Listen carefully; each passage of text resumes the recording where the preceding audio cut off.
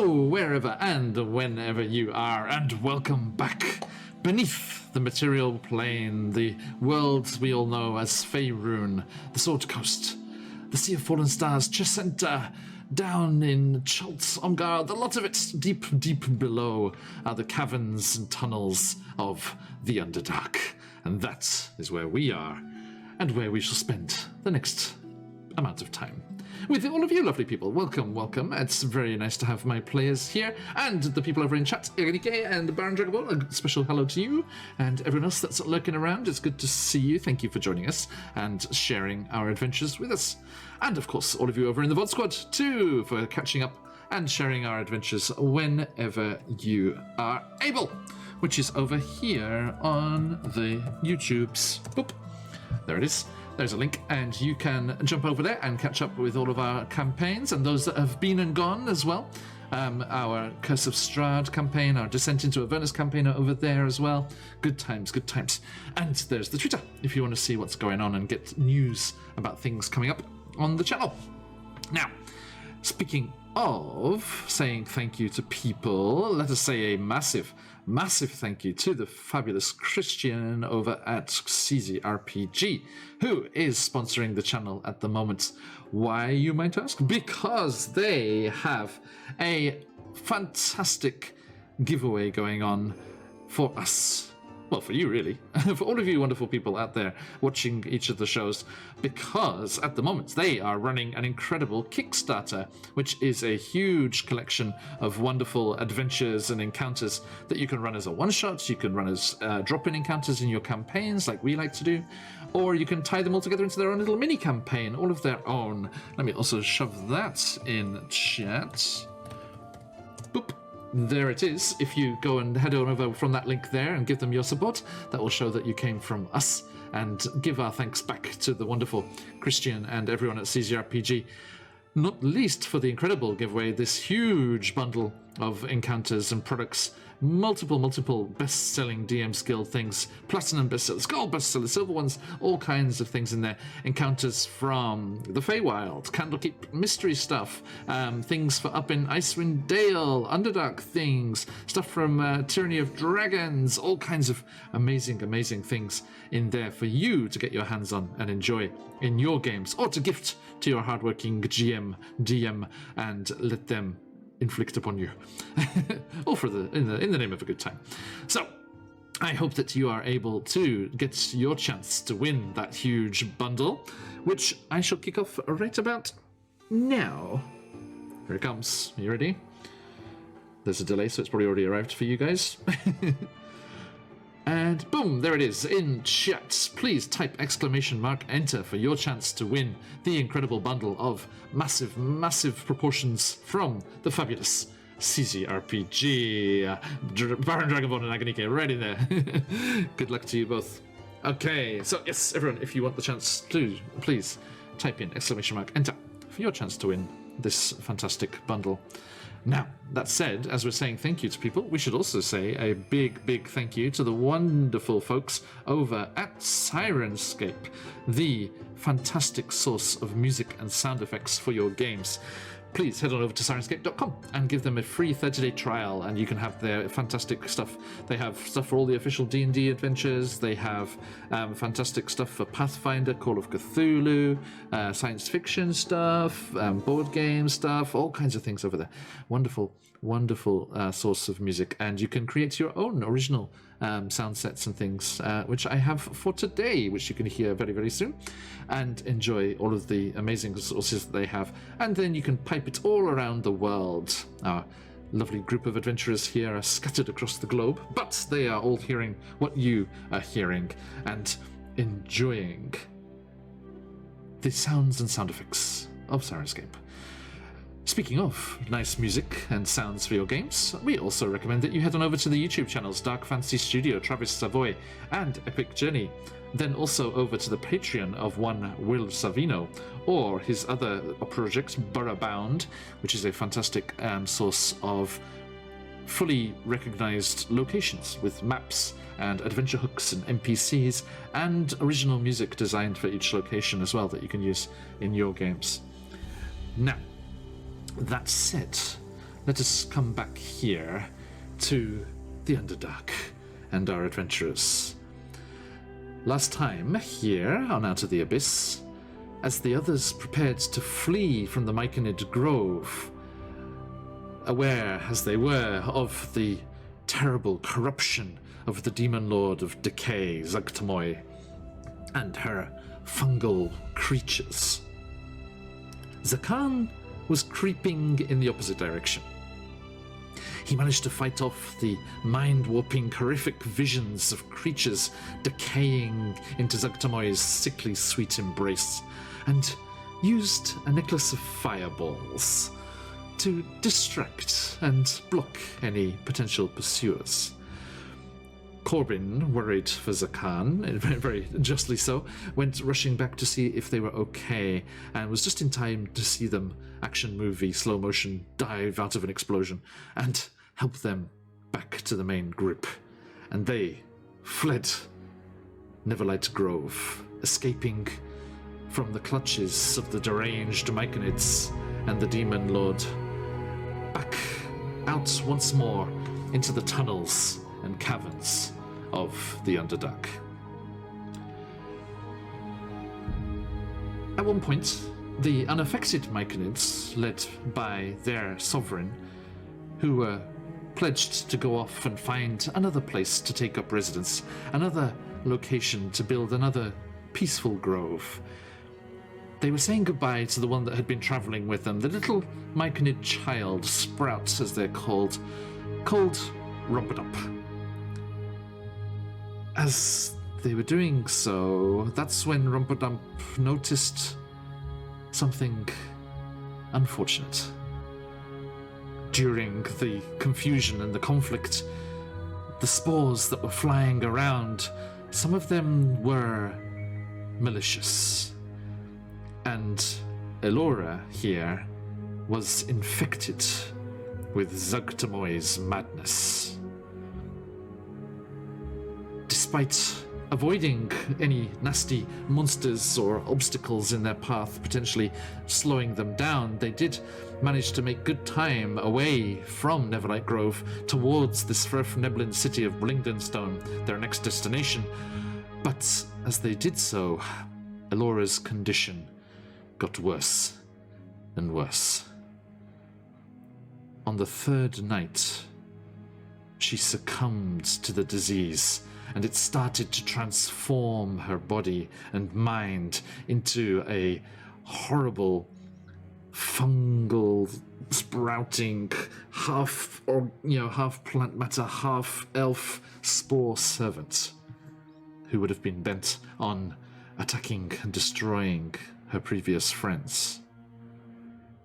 Luckily, though, Zakan had attuned to her magical sword, the sentient sword, Dawnbringer, as Elora was indisposed. And in attuning to it, he connected with it and was able to talk with it, as it is, as I said, sentient.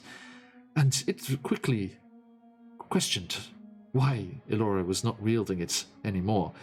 And when Zakan mentioned the disease, it was quick to point out that it could cure her. Time was of the essence, as Zakan had taken the time to attune to the sword, and leaping across the cavern as Elora started to writhe and lose herself to the transformation into a hideous spore servant, the light of Dawnbringer, along with Zakan's own healing magic, and the powers of Elistray, the good-leaning drow goddess, though the goddess who seeks to help those who wish to leave the Underdark, especially drow who wish to escape from the nasty embrace of one Spider Queen. The combined energies of all of them drove out the disease. And as we left the Underdark last week, Elora was left gasping for air and clawing at her face, where the fungal growths had threatened to burst through her skin and take over her very being. But they did not. And it is those relieved and elated people that I think we will return to. Except Corbin. Corbin can't be elated or worried. Meh. Meh. That's a different story. Stupid hags. Okay, let's just have a quick chat with these fine players here and get caught up with them before we dive into today's. Elora, who are you? Who are you playing and where are they at right now? Where are they at right now? I'm Sam. I play Elora. She is a high elf rogue from Mistranner who ran away from Homestone Outlaw Band and was captured by the Drow, looking for treasure near Baldur's Gate. I think Elora right now is very, very happy to be alive, but still a little hazy. Yeah. Yes, indeed. Okay, Zakan, who are you? Who are you playing and where are they at right now? Just realized I was on mute. I'm Steven, and the wee little fella before is Finn, and I am playing Zakan. Finn is playing noises of the Underdark occasionally in the background. You're gonna have to put him on your other shoulder. We can't see him. He's hiding behind just Zakan. It's all diegetic. So if you ever hear anything from Finn, that's happening in the game. So Zakan is that's right, is an Aasimar cleric / ranger. Well, they were a ranger, now cleric, as their divine powers are slowly returning to them. They, in terms of divine powers, their body is quite weak because they are over 100 years old, some indeterminate age. And for that entire time, they've been down in the Underdark, guiding people out to the light where they need to go. Sorry, your microphone went again. Oh, weird. Watch out. Likes to do that when I talk. Thank you. And last but certainly not least, Corbin, who are you? Who are you playing? Where there? Who am I? I'm a Buns, and I'm playing Corbin, our changeling no. Changeling that says a druid / monk way of mercy, and other than all of the punchy punches and all of the spory spores, they have No, they're totally doing it on purpose. The Underdark shall be theirs. Gimme, grabby hands. Gimme, just with grabby hands. One after another, they keep making all of these awesome connections with the Underdark and the people inside of it, and animals too. So we're just gonna see how that goes. Indeed. What could possibly go wrong? Corbin Doolittle. Corbin Doolittle. I really am. Okay. Thank you. So much could go wrong. So very much. Stop. No, I'm tired of the contract. Just waiting for the madness of the Abyss just to grab all of your minions. They rise up. It's like when you're a park ranger and someone's like trying to wave a bear over and you're like, no. But the bear and the person are like, ah. Okay, so with Elora seemingly safe and sound, you are able to relax and settle down for the night. And the night is spent without further incident. And you are awoken the next day by people starting to stir and prepare for the next day's journey towards Blingden Stone. And you may all take the benefits of a long rest. Oh, that means I get to move some stuff around, prepare new spells. Snicks. I was so mortified when I played a race and a class and discovered that I could only change my spells when I leveled up. I was like, no. No. That's how it is for a ranger. It has always been, yeah. It's harsh. Ooh. A druid you can reconfigure, or I can reconfigure after every long rest. I can prepare new spells. Nice. Yeah, clerics like that too. So Yeah, my ranger ones are fixed. Druids are like the secret spellcaster class. People do not pay enough attention to druids. Oh, not on this channel. The amount of fucking moonbeams I have to deal with. plop that down. The too many moonbeams. Is there such a thing? Yes, there is. Well, it's not if you're. Please make sure to grab moonbeams when you can. Yeah. Yes. It was a cautionary tale. Every campaign needs a moonbeam. No. I'll just call it a spore beam. It'll be fine. Just grab like a nearby giant mushroom and like turn it around like a big, like a big lamp. Focusing dish.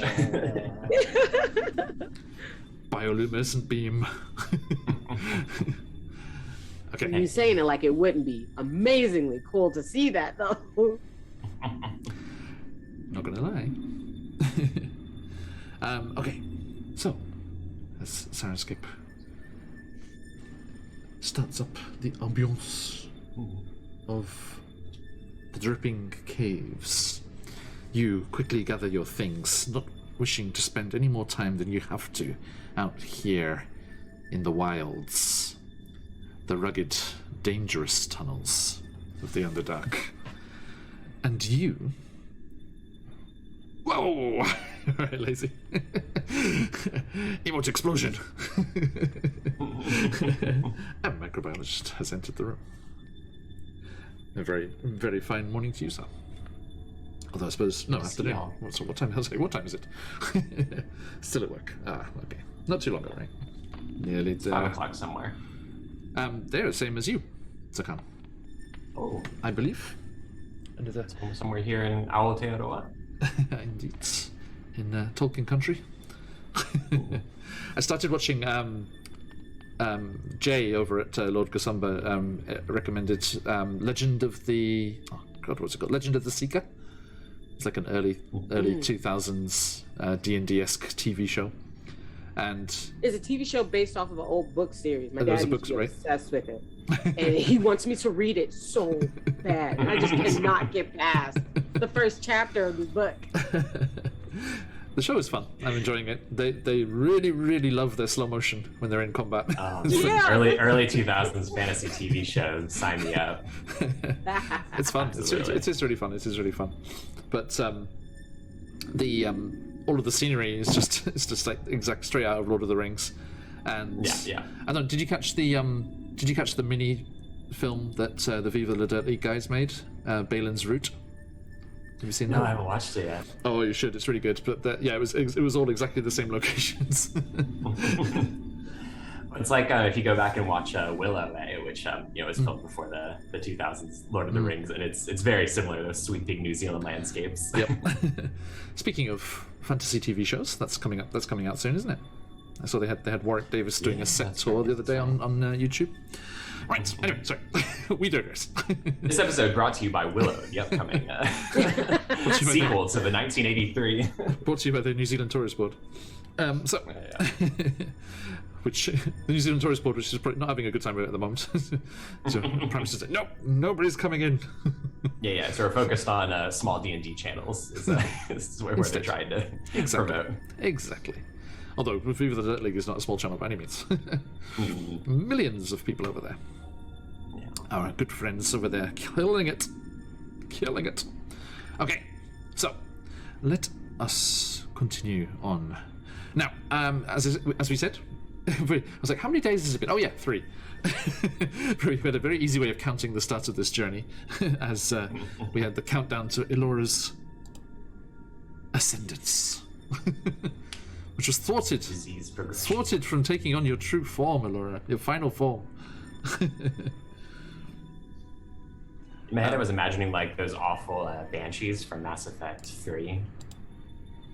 Like, I don't know if anyone's played that, but like similar corrupted, like something beautiful that's been like corrupted into some awful, monstrous thing. I finally started, so no spoilers, please. No spoilers. Yeah, I finally started it with the remastered version.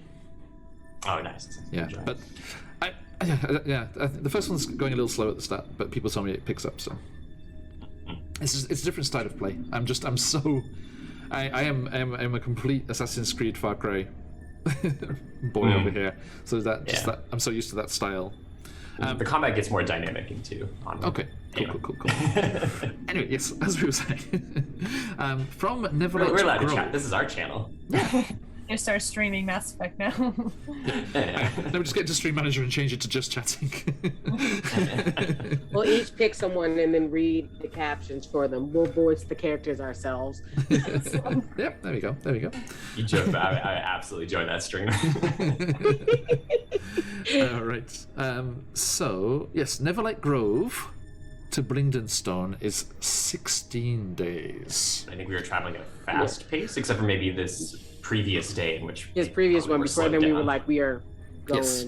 So you have traveled the equivalent of 5 days worth. Okay. Cool. So, Because that last day before the failed ascendants, Allura was being carried, I believe. yes. Oh, Lazy, don't miss out on the giveaway. Follow me. We might be slower again this day, or at least an average pace, because I think right after things resolved, like Zakan saw Allura come back, and like the light or whatever come back in her eyes, and basically went like, "Thank the gods," and then collapsed.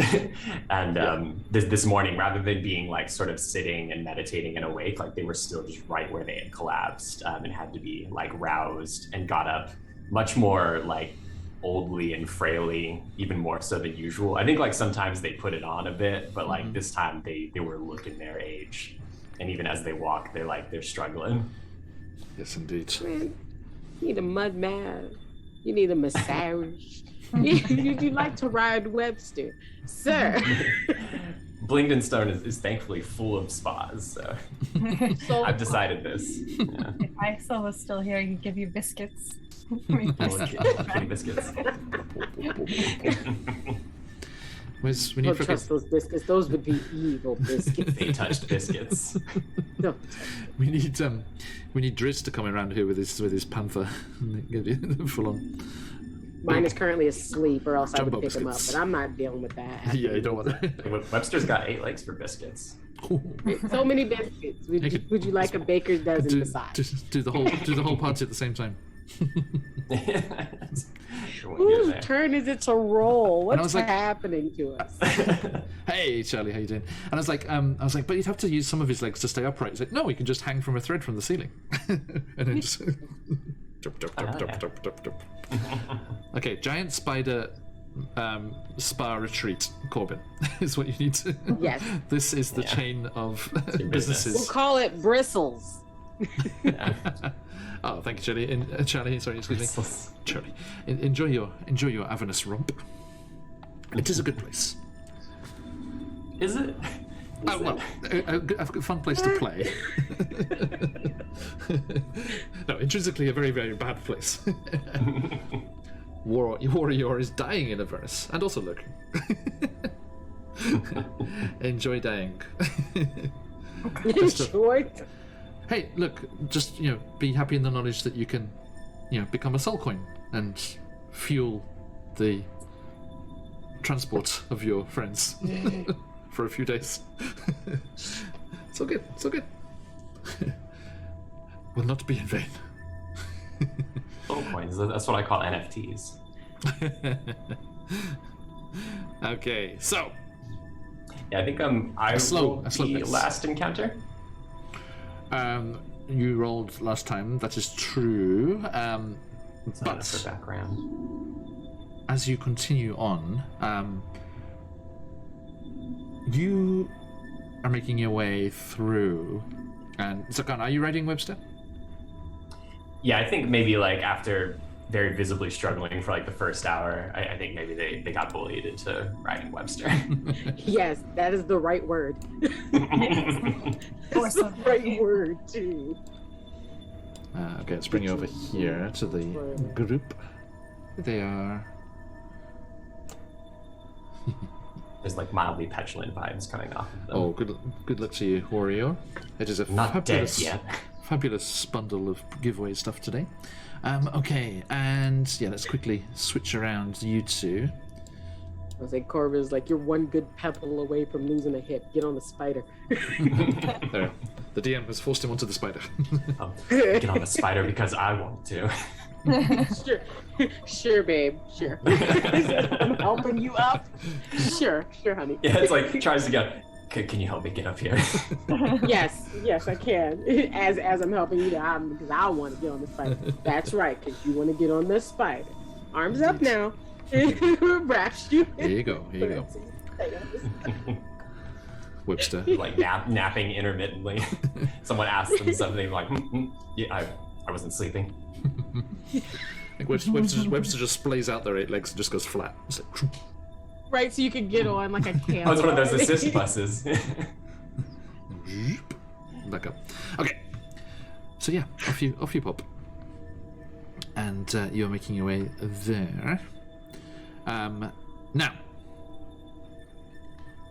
as you continue through and along your journey, this next day of regular travel goes off without a hitch. There are some interesting caverns that you pass through with patches of luminescent crystals, although not looking particularly valuable or anything, and they're not the pomegranates, but there's kind of just glowing in different patches of various coloured lights, and you continue through, crossing over a large stone naturally formed bridge over a chasm which disappears into the perturbing darkness. And you can make your way onwards and again manage to complete the 6th day of your journey without an issue. Moving on the next day, there's a point where you are not sure which way to head, and you decide to take a break and, grab a few mushrooms, which, Alora, you're probably getting quite sick of. Sorry, make assumptions for you there. Are you getting sick of them? Yeah, there are a lot of no-nos now. There are no water, no mushrooms. I don't like any of it. Yes, you're looking forward. Oh, can you imagine? A nice cooked meal in a roadside inn up on the Sword Coast. Heaven. And you are sat together. The 3 of you are talking about what to do next. So let's jump into that scene briefly here. What are your thoughts for Blingdenstone and onwards from there? Well, after this, I'm pretty sure it's going to be a fast track right up to the surface. Huh, Laura? Yes, that's what I'm hoping for, but I know we were tasked with destroying Thurktamoy, and it's too much.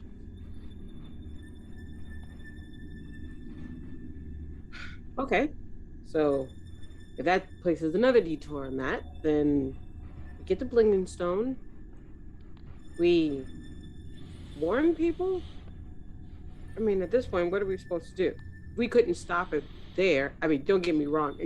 Corbin, goes like this because she has to speak up to you on top of the spider. Zakan, I mean, don't get me wrong. The explosion... He's clambered down for lunch. He's clambered down for lunch. Okay. The explosion, top tier. But do we really know what that did? They decided to leave the way open. It didn't stop them, that's for sure. It bought us a very small amount of time. And even then, we nearly lost Alora.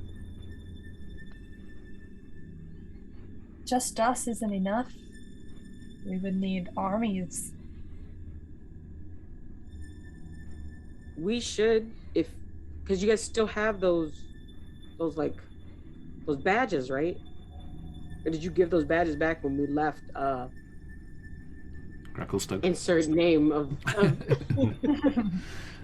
because I know it's not Sloop. It was the other one. But it's the Duragar City. Duragar. Do you guys still have those badges? Out of character question? Yeah, I think so. Yeah. If you have those, then it should give you some type of gravity if we go to the nearby town guards and the captain and tell them that It's okay, something Corbin. like that is coming. You just trade back their dragon. What? Or we use the dragon. She kills her. I'm like, Yeah, just No, give well, it no. a few centuries. Nice and Yeah, and then yeah, it was ready and rearing to go. At this point, it's not quite much anything you can do to the dragon. Still an egg.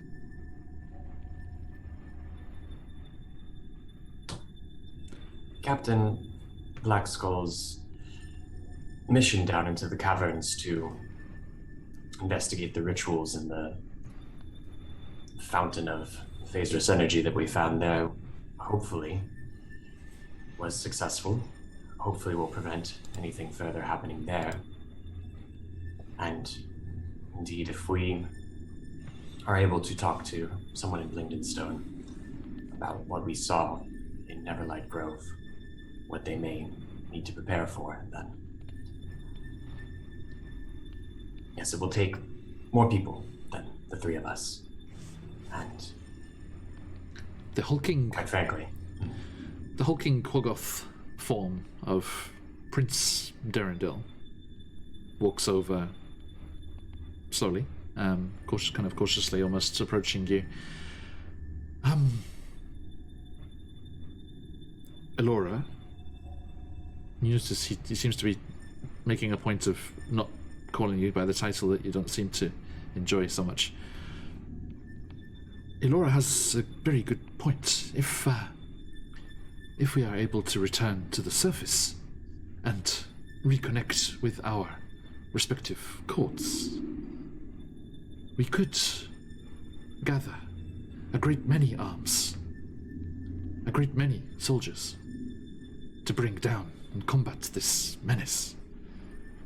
And you see that Eldith, the dwarf scout, is also with him. She kind of emerges from behind him. Yeah. If we can get back to my original port of call, my home, up in Gauntlgrim, I know the dwarves there, the lower reaches of the fortress, are connected with the Underdark. They won't want this kind of disturbance spilling out into their world.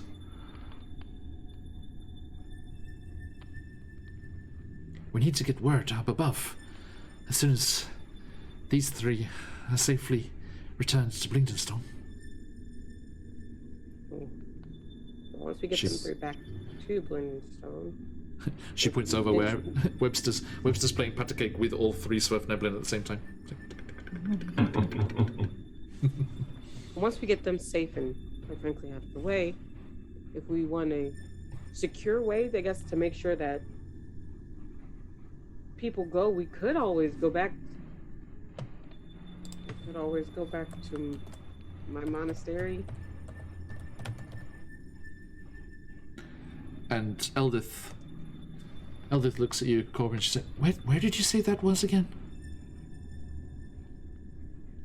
Black Raven's on the world spine. Right. It's only a short journey from Gauntlgrim. And it is a direct line up to the surface and communication. True. We could send word to multiple places very quickly. Do you recall which area of the Underdark is connected to the monastery? You know, at one point I might have said it was surrounded by water, but then they remember like the ocean that you guys were paddling on. But I feel like that's not as big of a landmark as I thought it was at the time. but it's only a few days travel from the town where I first heard about you, where I first met you guys at. So I think Jimja. back Jimja comes over and he's like, well, if you get us back to Blingdenstone, then well, it's just a just a short skip and a jump through the worm writhings to get up to the spine of the world mountains, or at least their roots. Mm-hmm. You know, just take a bit of a detour around the vast oblivion, and you'll be fine. Just a small detour around Oblivion. No, it's cool. Yeah. To be fair, the last time we had to go over Oblivion, we met Webster, so... That's true.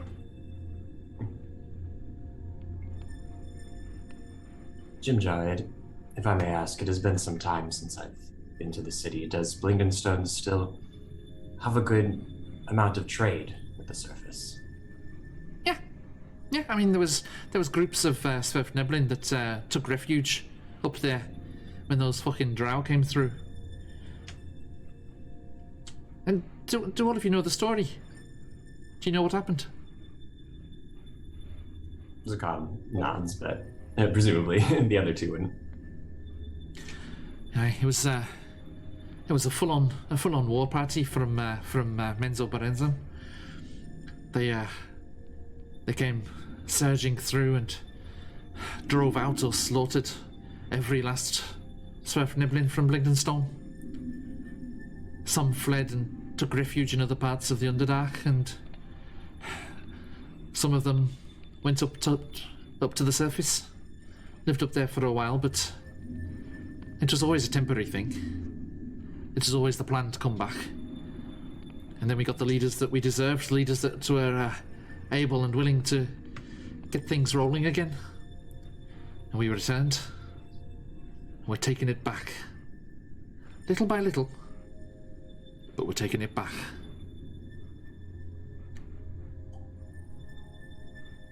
And Topsy and Turvy come over as well. Get the whole gang here. Yeah. They're, one of the problems they have to deal with is why we ran away. And Jimja's like, you sure, Turvy? It's alright, you don't have to talk about it if you don't like. And Turvy's like, no, it's okay.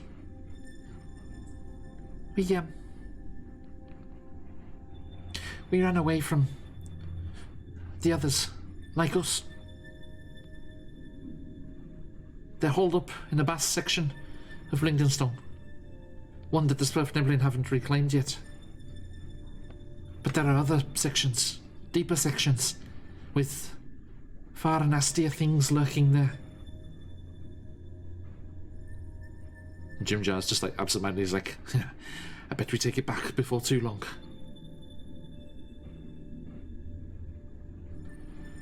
So yeah, Turvy points out that there are more were-rats in the city, and worse. But hey, so what happens when you leave a vast city abandoned for a few decades in the Underdark? It's prime real estate. Right, seems like prime real estate to Yeah. create a whole little city that a dragon might want to hoard around. Hey, Lord Kush. Good luck. Indeed. So, I think, out of character, I think we had learned that, that's kind of what's happening in Blingdenstone right now, is that it's like sort of fighting against these creatures and like whatever is, this rift in the abyss and stuff is causing, it's sort of pressuring onto Blingdenstone and all these vacant areas, and they're kind of fighting to drive it back out. Indeed.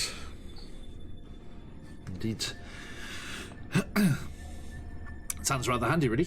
Yes, a nice thing that you can help them out with and endear yourselves to them and ensure that they help you get back to the surface. Mm-hmm. Yes. I think Zakan nods and they say, I think Zakan, you would be slightly cautious or slightly concerned just by how close Blingenstone is to Menzoberranzan. It is quite close. That's the one drawback. yeah. And there's another drow outpost on the edge of Dark Lake, which comes up near there, called Mantle Dereth as well, which is worth avoiding. Blingenstone is like very specifically anti-drow, right? Oh yes. Yeah. So like, you know, if we're gonna be finding shelter somewhere, it's an alright place. Indeed. So I think Zakan nods and is saying, my mission is unchanged from when we first broke out of that prison. It's to get all of you where you need to go, and for the three of you, if that is Blingdenstone, then that is what I will do. And for the rest of you, if it's to return to the surface, then that is what I will do. And any larger threats can be dealt with after that.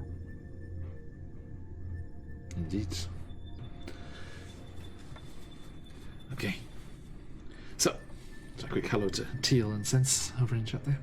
Sense is in our Candlekeep Mysteries game. Back next week. After too long. Okay. So, as you finish up eating your rations and grabbing some sips of water, the Swerfneblin, Prince Darendil, and Eldith go back over and start putting their things back up onto Webster's saddlebags. Esmeralda's helping them as well. And that's when your whole world starts to shake. You are reminded of when that vast, terrifying monster came lunging out of the wall in what you thought was an earthquake after just escaping the slavers' camp at the very beginning of your adventures together. But this is bigger. This is more geological, shall we say. And as you kind of like you can't do anything, you're just desperately trying to keep your feet as the whole tunnel and cave around you just starts to shake and shift, and there's the tumbling of rock and the crack as spider webs of dark lines scatter across the sides of the rock walls. And as you turn to the others and you look back and you see them looking towards you wide-eyed, there is an almighty crash, and the ceiling of the tunnel between you and the others comes crashing down, and you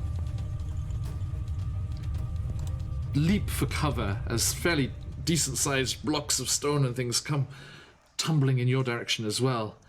And then as you're left lying prone, but uninjured, on the floor, you look back towards where your friends were. And there is nothing but a wall of jumbled boulders. The tunnel is completely blocked, and the three of you are alone. You're alone on the side that leads towards Blingdenstone, or the other one? You are on the side, you are ahead of the others, so yep, I suppose. Let me bring you over to a different map here. And we are prone, so... Yes, you leap to your feet. Not leap, but... give me get up. Here you are. Unfortunately, the other end of this little section of tunnel did not fare much better, I'm afraid. And you are in this little cut-off section of rough stone. But you do spot something interesting. Whereas two ways have been cut off, a new hole has emerged. Exploring time. Exploring. And Zakan's like experience down here, did that feel like a natural earthquake? Give me a nature check. Make sure we're not being led into something. Which choice, regardless. I just remembered we have that point of exhaustion, so any of these are going to be at disadvantage. That's an 8. You're not sure. It felt natural enough. Corbin, you do not see this. I don't see nothing. You are plunged into complete darkness. Well, except my spores. They give off like a tiny bit of light. Okay, so you can just make out your friends. Yeah. It's like when you're in a room with like star stickers, glow in the dark star stickers on it. I can't really see, but Indeed. What would you like to do for Corbin's sake? yeah, Zakan will light up their staff Okay. and give us some light here. They would like to where we are kind of blocked in. You said we don't know which way is which at this point, right? Sorry, 2 seconds. What was the distances on that light again, Zakan? Is it 10 and then 10 again? Let me check. I think it's 20. Light is 20 feet, and then an additional 20 of dim. So bright for 20, and then dim for 20. Gotcha. It can be turned on and off at will, and if we encounter any nasty looking thing, that light's getting doused immediately. Sorry, Corbin. Fair. Just gonna have to trust. Kind of like, oh no. Laura's holding about back the urge to scream and ask everyone if they're there on the other side. Yep. Here you go, Corbin. Yay. I can. So we have been separated. Indeed. Us Yes, three your and friends. everyone. Your friends are back to the west there, but the eastern end, which is the direction you were traveling in, is also cut off now. But there is this new opening in the north wall of the tunnel, and Elorius, you turn back, and you do hear on the opposite side.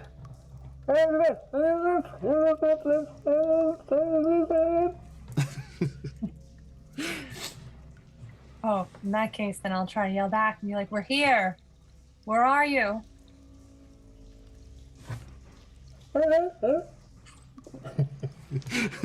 It's not. There's just there are tiny little cracks where a little bit of noise is getting through, but it's not audible. But they're not screaming in pain. They were words, so they do seem to be okay. There's nothing to do but find another way around, and trust that they'll do the same. Yeah. So, you.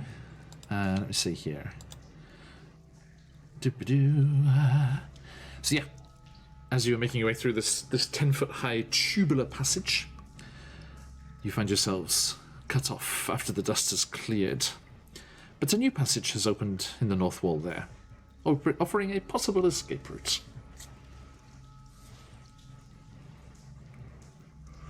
Yeah, and Zakan, if you tried to dig out these tunnels, it would probably trigger more of a collapse. So that's the only thing supporting what's above still. So I think Zakan's sort of surveying around with the light and stuff, and having heard that they don't seem to be dying over there, says, "Well, I hope they remember my advice about what to do if we were separated, which is for them to stay put so they don't get lost. Let's see if we can find a way around."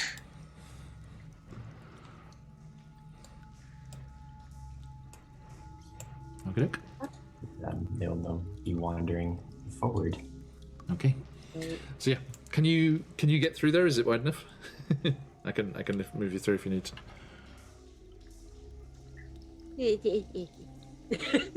Nope. Corbin's gonna take up there you the go. middle so they can see.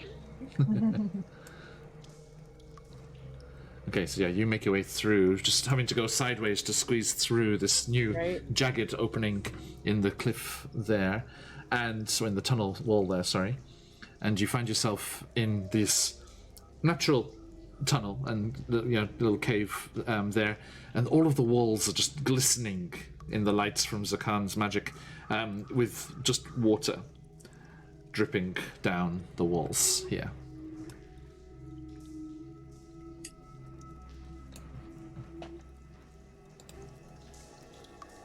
All right. So, what is? I don't know what would the Ravenclaw version of Eeny, Meeny, Miny, Mo be? Right. Left or right? And Zakan have a look for any tracks, see if there's anything fresh from creatures or people or anything.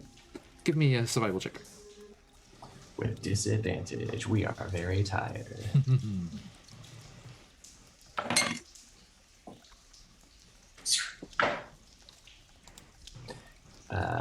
Rolled 2 9s, but even still, that's going to be 17. Okay. That's pretty good. The problem is the floor here is covered with just a small layer of water. So there is not really anything visible, I'm afraid. Just the smooth, glistening rock. Not even any like mushrooms or like lichens or anything. Which direction was did we get separated from? Was that towards the left there? They were to the west, yes. The ones that they got trapped behind you. Okay, so we should go that way so we can try to meet up with them.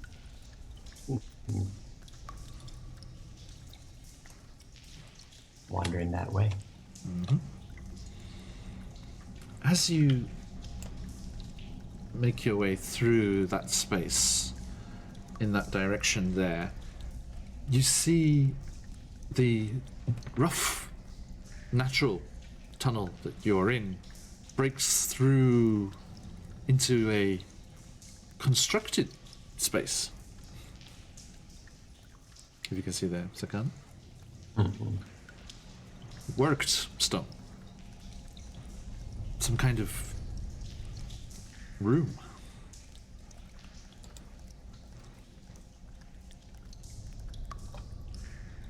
Corbin, come here and tell me what you see. Does this stonework look familiar to you at all? You're far better read than I am.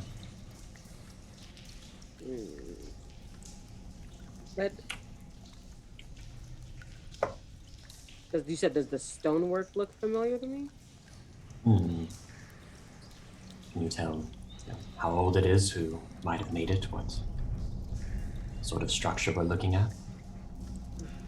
Could I roll a history check? Or would it be more of a survival? History, yeah. History.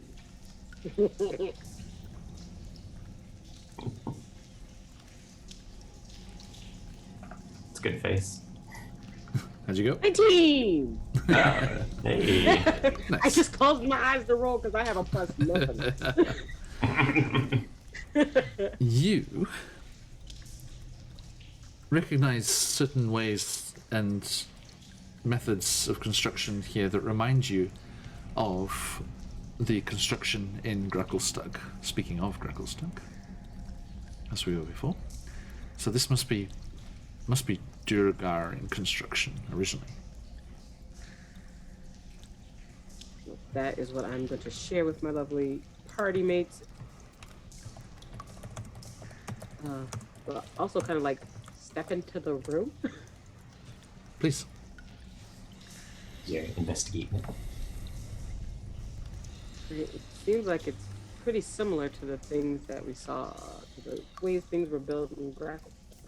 So, closer or underneath, at least at some point they were this far out. Okay, Do the breaks in the wall look like they were made from the cave-in, or do it look like they were made because they were making new ways to get to the room? The one that you squeezed through from the tunnel was Yeah. definitely created by that earthquake. Very fresh rock here, but this Okay. no, this looks time worn. Very smooth actually, the way it goes through. into the space there, and that constant dripping water. Thank you, Sirenscape. Just coming down from above, and actually getting heavier and stronger and more kind of viscous looking as a large grouping form comes through cracks in the ceiling and a grey ooze plummets from above to attack you all. No. I need some initiative, people. Didn't have a good first oozy encounter either. Yeah, right. Like a long time Yeah. ago. Oh, hadn't thought about that. This campaign's Yes, for those of you joining us that were not there at the start, an ooze killed their friend. They just gained their freedom from the slavers' camp. Let me pop you in there, guys. Boop. There you go. Grey ooze. Now, Zakan, you're aware of these creatures? Nasty things. And actually, Corbin, give me a religion check. Ooh, 1. 13. 13? Okay. You're afraid that this may be yet another indicator of demonic influence because there is a demon lord of oozes. Oh man. Hang on, I got the pronunciation right. How should I just spell it? Juiblex. Black? Juiblex. That's just kind of what they say when they see it. They're just like, but that sounds like something Corbin would have heard of a lot as a kid for like the boogeyman. Like if you don't stop, it's gonna come and seep through the walls and get you. G-plex. Yes, indeed. Okay, so look at that. I don't even have to reorder it. Everyone is in order already. So, Corbin. Did I roll a 1? Oh, actually, I'm afraid, we're sorry, good. because it did suddenly just drop down from the ceiling, so it does get a surprise round. It just dropped down in the Ew. center here. Sorry, I don't want to deny you a view of this beautiful creature. Yeah, no features to discern, quick just this horrible dry. grey mass. Yeah, just comes swooping down from above, and it is an equal opportunity monster. So it goes for Elora. Yeah. I rolled. Okay. So yeah, as it just splats to the floor, there is a strange surging, twisting motion, and part of its form just lunges out, creating this slimy, dripping pseudopod that lunges towards you, Elora. Let's see here. Attack! 19? Yes. Can I use my uncanny dodge to half the damage? You can. So, that is going to be 4 bludgeoning and 10 acid damage, reduced to 7 total. Now, what armor are you wearing? I think it's the leather-studded armor. Yeah. What does it say on your inventory there? Oh yeah, studded leather. Okay, that's good news. Made from flexible leather. Okay. Okay. Yes, so as this thing just like just smacks you across. Ooh, sorry, knocked a postcard off my thing here. Attack! So yeah, as this pseudopod just lashes out and smacks across your shoulder, and just doing this horrible bash, and you just feel the bludgeoning pressure, power of it just impact against you. And then there's a horrible hissing sound, and where bits of it splashed past the edge of your armor, like onto the side of your neck, there's a horrible burning sensation as acid burns into your skin. And yes, there we go. Moving on. That brings us to Corbin. Hi. Hi. How about it? Okay. Hey, Chaotic, you can jump in the giveaway. We've got the giveaway today as well. CZ is supporting us the whole period of the Kickstarter.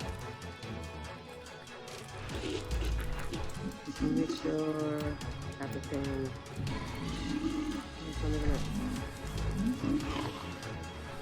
I have magic stone. I would like to cast it.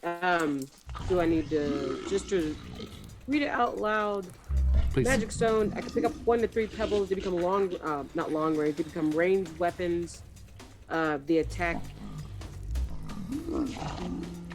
You do know, Corbin, at point blank range with a ranged attack, you will have disadvantage. It just says touch 1 minute. It doesn't. It says that make a ranged. You or someone else can make a ranged spell attack. But if I do it, since I'm so close, you said it'll be at disadvantage. Yeah, when it's right up in your grill. Yeah. Nah, such good damage though, but not worth at disadvantage. Yeah, and you could take the disengage action and step back. Yeah, and that'll just be my action because technically this is a bonus action, the spell. Okay. You can disengage and cast the spell.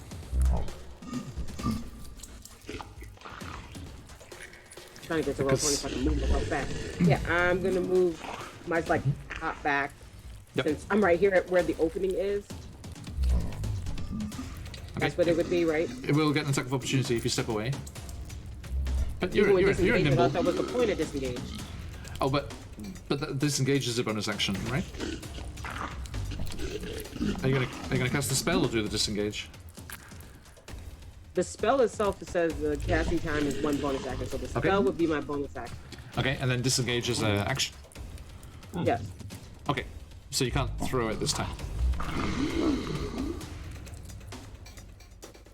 So it would just be me getting out of the way. Yeah, it would be setting yourself up to throw them next time. Yeah, you'd have those stones ready. And right? they'll be ready. Okay. Okay, cool. So yeah, you grab these pebbles off the ground, use your monk skills to nimbly avoid the swirling, dripping pseudopods of this creature, and dart back into the tunnel. And then, how does it look? What happens with these pebbles? Well, I won't be able to cast the spell yet, but what I wanted to do is because all of it's broken and we're surrounded by all this new loose earth, is when I back up, just kind of punch the top so that the pebbles run down, and then slap them towards them, because the second I touch them, the spell is cast and it does 1d4 plus my spell casting ability. Nice.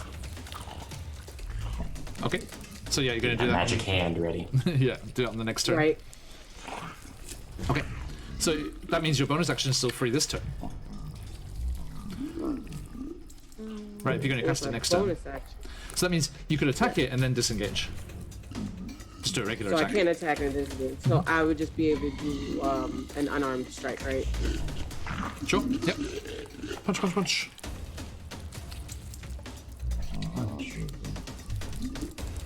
Okay, that is not you. Chill touch. Calm down.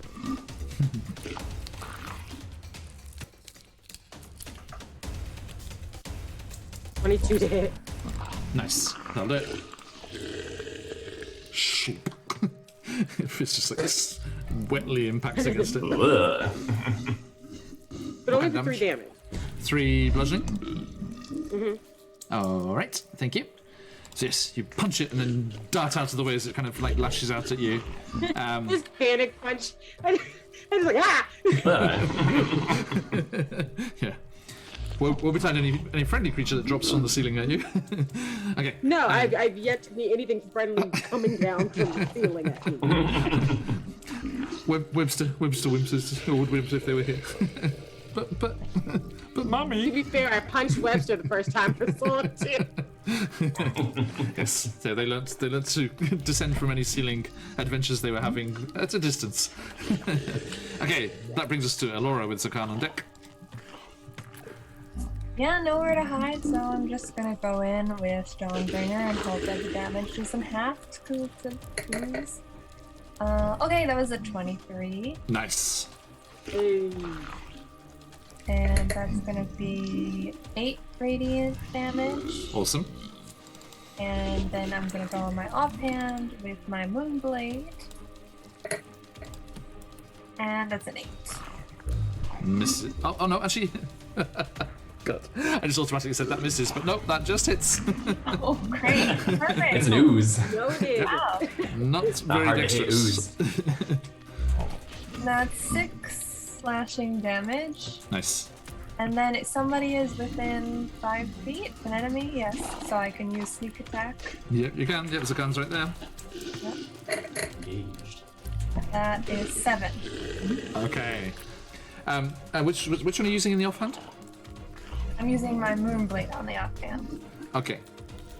So yes, so Corbin, you punch and jump back into the tunnel there, and you just see Aurora just like swing, swing, as the ringing of these two magical blades just echoes through the small room here, and slash! The radiance of Dawnbringer burns into the creature and cuts a massive swathe through it, and just like parts like a big jello, just cuts open and floops to either side, and then she just like leaps up above where that first cut is and plunges the Moonblade into the depths of that newly created weakness there, and then just the soft glow of the Moonblade just shines throughout its entire body as it slowly melts away and into the floor below.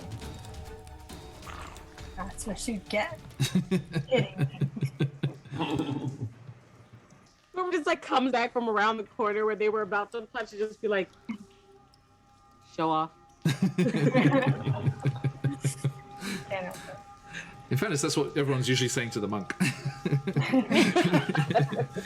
Okay. So, defeated. Other than, and this is in character, so other than constantly looking with my head pointed up towards the ceiling, come in, please keep getting out of here. Move carefully and keep our eyes peeled on the walls and ceilings. You two recognize these creatures? I've never seen one. I used to hear about them. Okay, so when I wouldn't do chores, my mom used to always tell me that if I didn't, that the mooring inside of the brick would come alive and the building would punish me, and that the creature that was called, it was one of these, oh my gosh, I almost called it Durlaxle. What are these things? Jublix? The Jublix. Jewel pods. Gesundheit. I say Jublix and somebody says But I've heard about them. I've had nightmares about them, but I've never seen one in person until now. Don't ever tell my mom that these things actually exist. So, have you come across many oozes in your time? I gotta imagine so. Like I think they're all around. Right. And I feel like too they've probably heard this name Jublex because they given the divine connection they know of the demons in the abyss. There's an I in there, Jublix. Oh, Jublix. Jublix, yeah. Yeah, so there are various. So these ones that was a grey ooze. There is a different one that's called the black pudding. Just not as tasty as it sounds. And of course, the infamous. Anyone? Linus cute. It's a cute. A jelly cute. Mm-hmm. I tried to warn you. I very specifically said how clean and smooth the walls and the things were. No, that just could be good craftsmanship. That's just what happens when water runs over a stone. Yeah, I thought we were gonna run into a lake or something. We're all sitting here talking about the majesty of time and nature, and you're like, no, it was acid. You're like, Gotcha, it was a monster. I gotcha. There was a great it's the equivalent of statues of startled-looking adventurers. There's a great little tagline in the opening of the Basilisk's stat block, which also has petrification gaze, and it says, nobody makes statues of startled warriors. If you come across any such statues, keep your eyes closed and your ears open. It's nice. I would specifically start making statues of startled warriors. That's exactly what what my player said. Yeah, he's like, I'm gonna get, if we ever get Matt Colville's keeps and strongholds thing. Right, if we get here, right, if we People have away. somebody someplace Make a big big castle. that we don't want people to mess with, I'm gonna make so many statues. Just get a whole field of them. Yeah, nobody's Absolutely. coming by. Nobody's coming by. Yeah, it was great. When we did the Snouts of Omgar, AJ Winters was playing with us, and I started to explain and describe all of the wonderful statues that were around this temple that they were approaching, and her face was just like, nope, nope, nope, nope, nope. That was a Medusa, not a basilisk. Lantern holder, you must go forward. Well, Corbin, I doubt that the demon lord Juiglex cared whether or not you did your household chores, but they are very real. So, what's our marching order here? Who's going onwards first? So I think it's First with the Zakan flashlight. first, yeah. The contest. In the back. And with their 16 passive perception, I will note. Just gonna throw that out there. Just gonna throw that out there. They are looking around. They're very much on alert for anything. Fair. So, if there's any sound, any particularly viscous or gushy sound, they're gonna stop and Noted. actively listen. The problem is this whole complex is full of the sound of dripping water everywhere. And That's why we didn't suspect anything. Zakan, give me a survival check. Yeah. Thank you.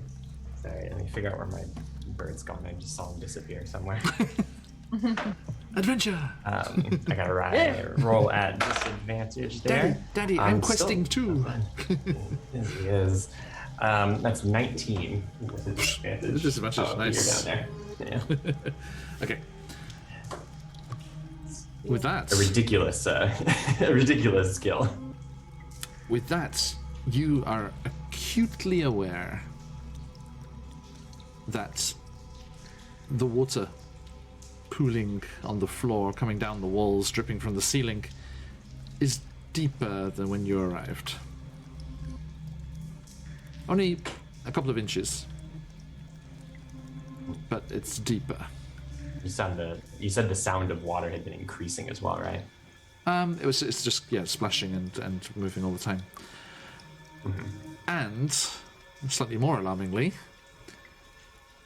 the air is a little thinner. We need to hurry. I think this cavern is going to fill with water very soon. We should And run I think then. with that they'll pick up the pace. Yeah, I think we'll run. Okay. Yeah, so we dashing through here. No more cautious. Still ears and eyes open, but we dashing. Roll me Dash. your first, Zakan, right? Yeah, though they're not as fast as Corbin's defending. Well, Corbin. Well, wait. Hold your horses. Hang on. Sorry, Elora. Let's put you there. Now, so Elora, did you go past Zakan, or you're letting him go No, first? no, I meant to be in the back. No, Sorry. sorry. I was, Corbin. Sorry, I meant sorry. Corbin, did you overtake, or are you? No, waiting? I'm not going past him. I'm physically moving my coin Yep. Because they definitely could. They could overtake Zagan. Yeah. So very you, easily. so but I Zakan- cannot see. Zakan starts jogging, and the lights on the end of on your staff. Is it on the staff? Yeah, I think the staff is what Right. they have. Yeah, up that right light now. is kind of bobbing and glistening off the wet, worked stone walls here of this temple, and you do see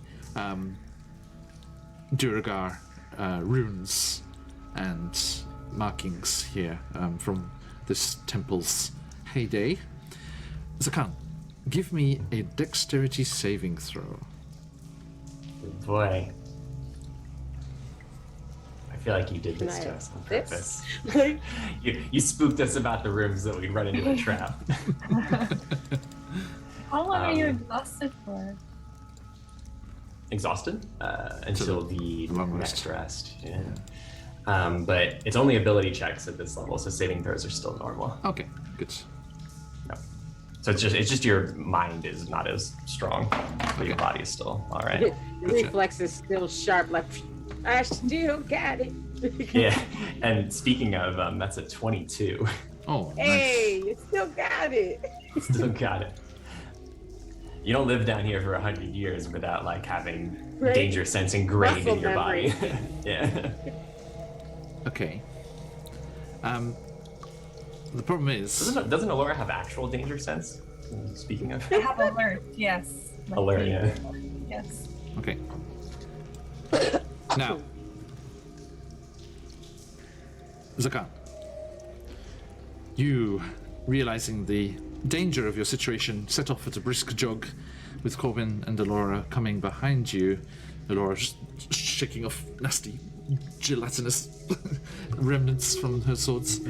And Corbin, you run straight into the back of Zakarn Oh.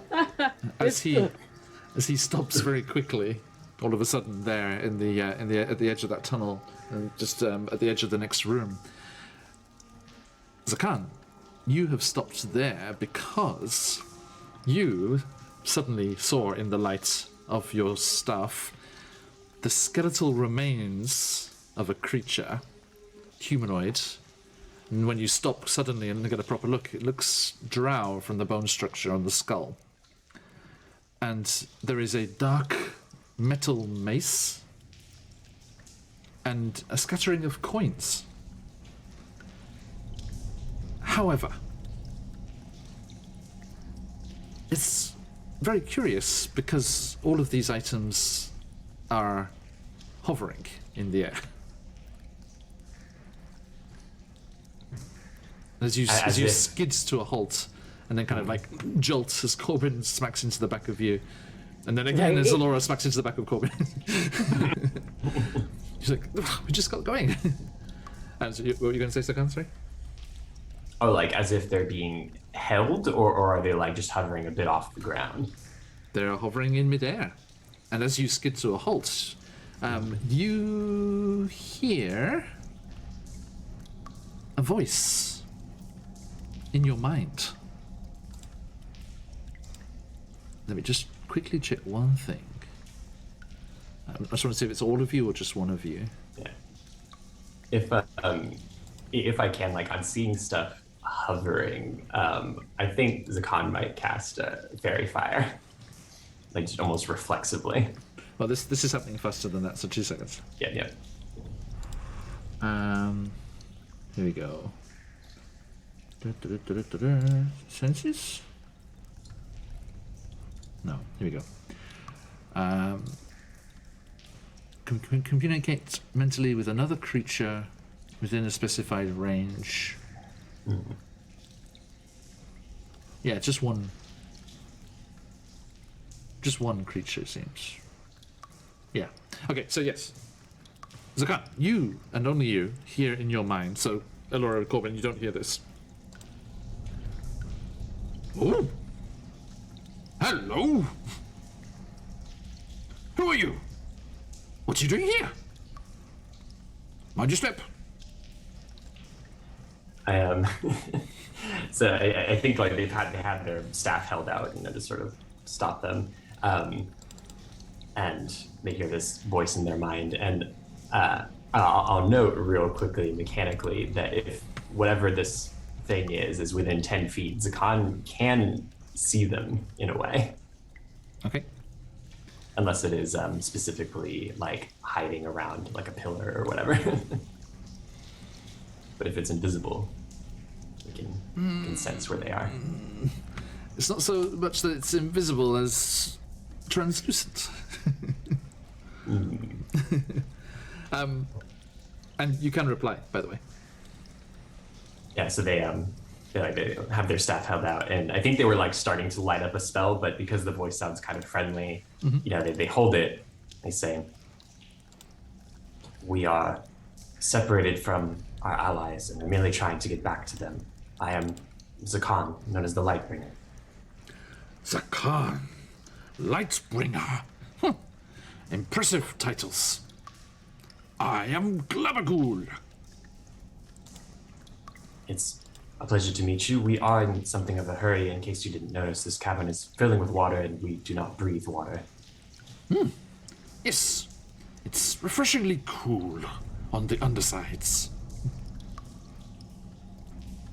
Would you allow us to pass? Yes, oh, I suppose I am somewhat in the way. Corbin and Laura, what are you doing? Trying to peer over their We're just shoulders. to see listening what to the fuck. Zakan just Hey, talking. folks. He's not talking, no, he's replying telepathically as well. He just stopped. He's just staring intently into the next room. Do you see? Does he see something? I can't. You know what? Corbin, you can see past him. You can see the skeleton and the coins and Yes, things no, floating in the but air. I feel like because I don't, Corbin feels like they don't have dark vision, so there must be something going on that he can only see, or else he wouldn't Right. just stop like that. Yeah, So it's like I don't know what's going on. Yeah, that's fair too, because they can see invisible creatures. So like, True. Right? You guys have been reacting to things that Corbin has not even known was there until it was punching them. Like they're just trusting you at this point. Sure. Like, does he see something? They asked the other person with dark vision. So Hello? over their shoulder, you're saying I can see the hovering mace and coins and skull and everything? Yes, you can too. And what's your passive perception, Laura? My passive perception is 11. 11. Mine is Okay. 14. I would like to just say mine is 14. Just Not double very checking wide. here. So I'm just finding out. There is, oh, not you, wrong one. This one. Neither of you. Zakan is just staring at the room. But Zakan, you hear them pondering That's what's kind of happening. like- Yeah. Yeah, Zakan turns around and says, "There is someone in this cavern. They are not immediately attacking."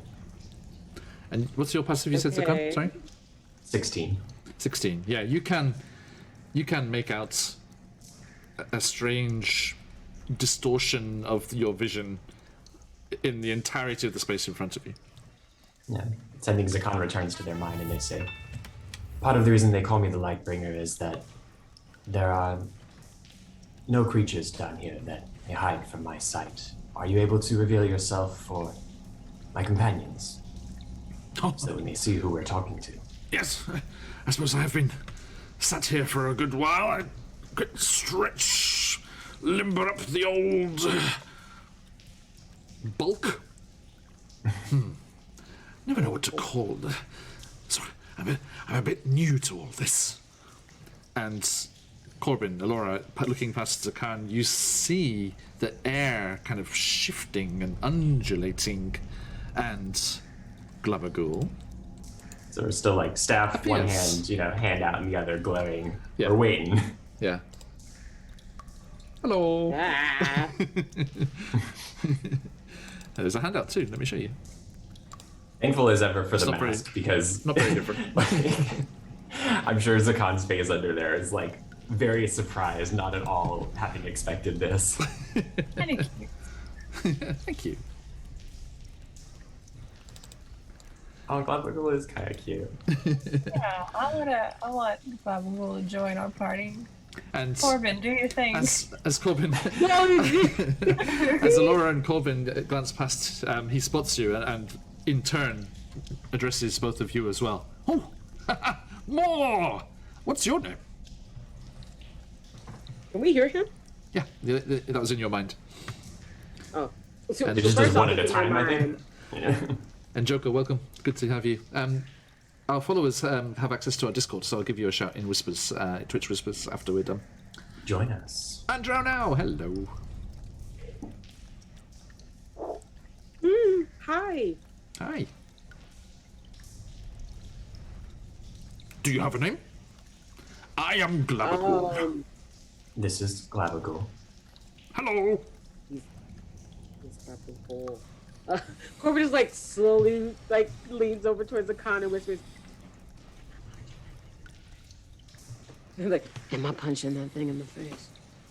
No, it's not a good idea to punch the slimes in general. I meant to tell you before. Oh, no. Oh, okay. Oh, no, okay. They're very acidic. Corbin. Corbin. Okay. Mm-hmm. And you? I'm Your Laura. ears are pointy. Ears, right? They're called ears. And you're Yes. very gloopy. This one, they kind of like just jiggles the skeleton. This one was the same, but they were not so quick to stop, I'm afraid. He sounds genuinely remorseful. Huh. So, did you ask him? Do you mind if we get, like, points to the other side of the room? Can we get over there? Oh, yes. Apologies. Getting a bit bulky over here. Just hang on. There you go. Thank you, Glabagool. Thank Do you know, we're trying to get around a collapse that just happened. You may have felt the quaking. Do you know a way around back to that way? And they point kind of towards where the rest of the party West, is. yeah. Yeah. And he's like, turn around, look behind you. Okay. Now look behind me. Uh-huh. It's a bit narrow. Welcome to my domain. Okay. So you're not. How long have you been in charge of your domain? Great Gabagool. Interesting thing.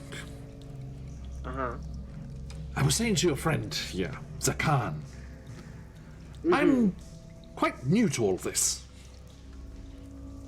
Oh. Your current shape. To having a domain or How would you put it? I just met you. And it hasn't been long since I met me. Does that work? No, it makes sense. Very much so. Your domain is about to be have a poolside view. If you get what I'm saying. Did you tell him this already? I did tell Glabagool that this place is filling with water which we cannot breathe. I believe Glabagool would be fine. Oh, this! Yeah. And he just a little like 5-inch jump. Just like splash. It's new. Yeah. It's new. Those little bits. There's a couple of my distant cousins, I think you'd say, kicking around the place. Are they great? Nope, haven't seen any. Looking around, how quickly is the water kind of rising around here? It's not alarming, but it is. Not an alarming rate. Okay. Yeah.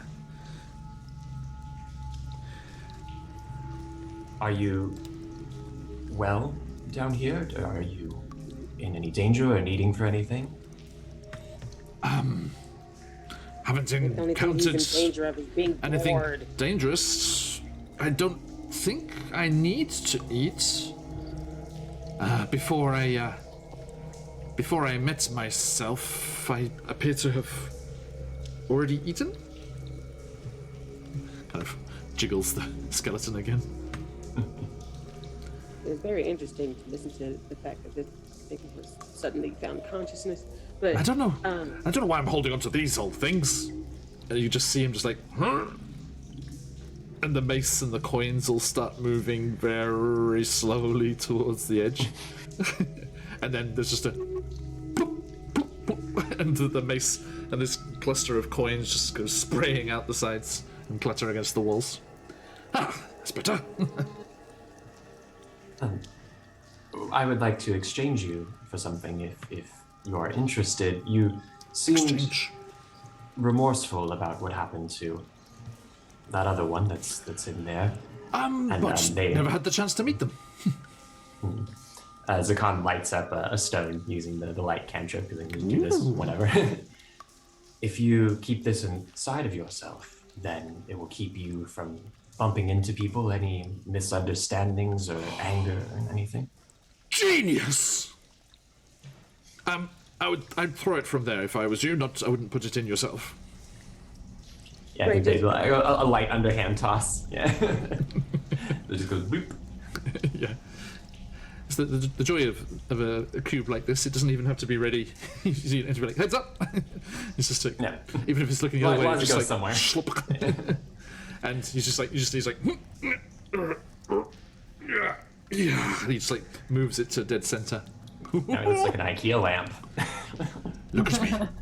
I'm radiant. You very much are. Well then, what's in store for your day? We are trying to get back to our friends that we were separated from, which are in that direction. More friends. And that direction. There are more places. Yes. If you Like you said, it's a little narrow on the other side there. But past it is a lot of other things. Then I shall do my utmost to squeeze by. there is also a fair amount of danger out there. I'd like to see them try. If you wouldn't mind, we could show you how to get out of here, she says, not wanting to be stuck behind the thing before it tries to crawl into that small narrow space. Why don't you follow us? Oh dear. Sorry, everybody. Oh dear. Sounds like one of the other lot is coming. And Elora, you hear another grey ooze from the sounds of things schlepping along from the other direction, the other corridor that you didn't take is coming after you. Everyone, quickly, past me! Sideways, careful now. Go around the edge, I know, right? And it moves the glowing stone right to the edge of its surface, so you can see exactly where the edge is. It's just here. Oh, yay. There's room. If you can safely help us, we would appreciate it, but don't put yourself in any excess danger as they're like sliding by. Right, yeah, please, take. Guess you should probably follow us.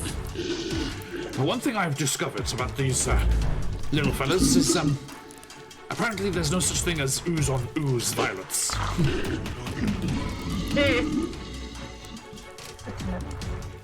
Quickly now, come on.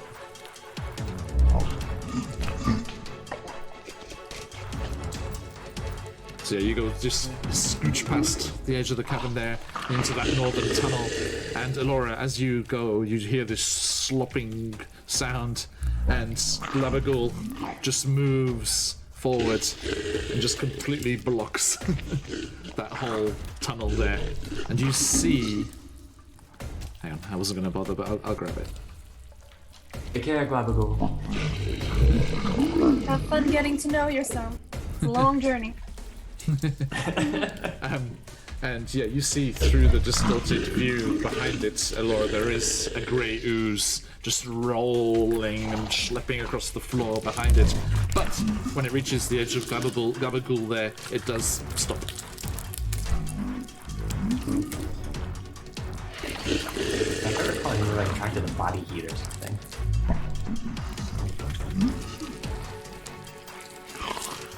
So, We're getting along.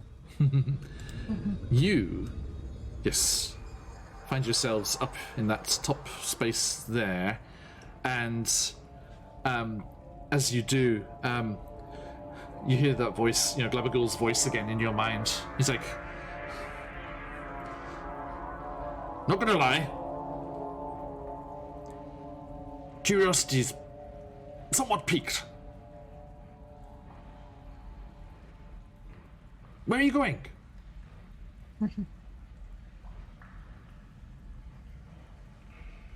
Friends? Did I eat them? Oh.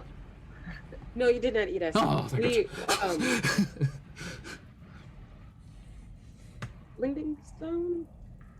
Blingden Stone. Oh, you stay back there. Blingden Stone. That has a nice ring to it. Mm-hmm. I desire to come with.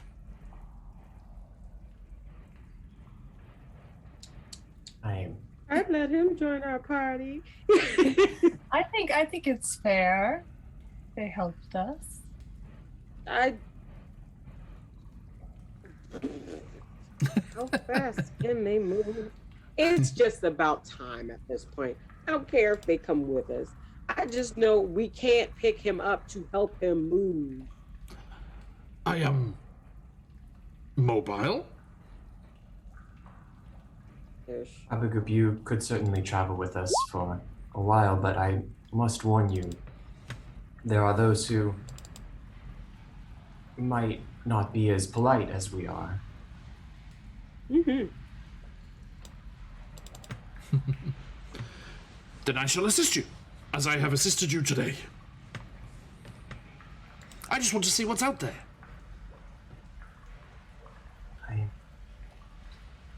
Zakan's like having this internal struggle, but they're also so tired. But like, if I'm they're so tired. If they're like a sentient being who needs to go somewhere in the Underdark, that's their it's their directive, you know. By the way, sorry, did you grab those coins and the things, or just leave them? Coins, we left. I am interested in that black mace, though. Okay, you grab that.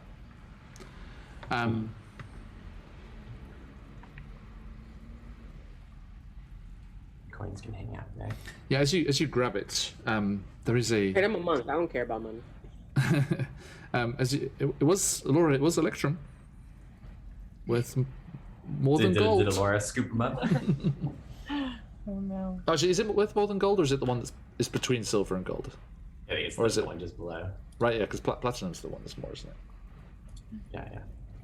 Yeah. If Alora scooped them up, I think Corbin was mace and Zakan was not interested in it.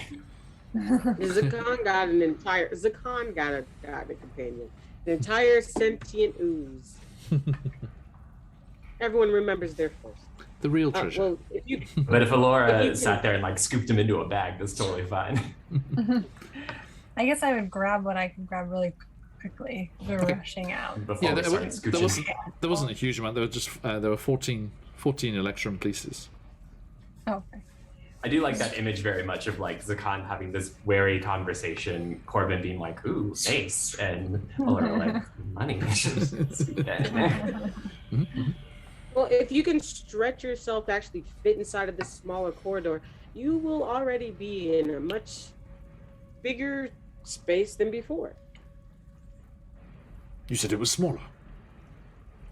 Well, is it smaller? It's compact. Okay. You're gonna have to keep moving though. This one's coming behind me, it seems. Hungry little fella.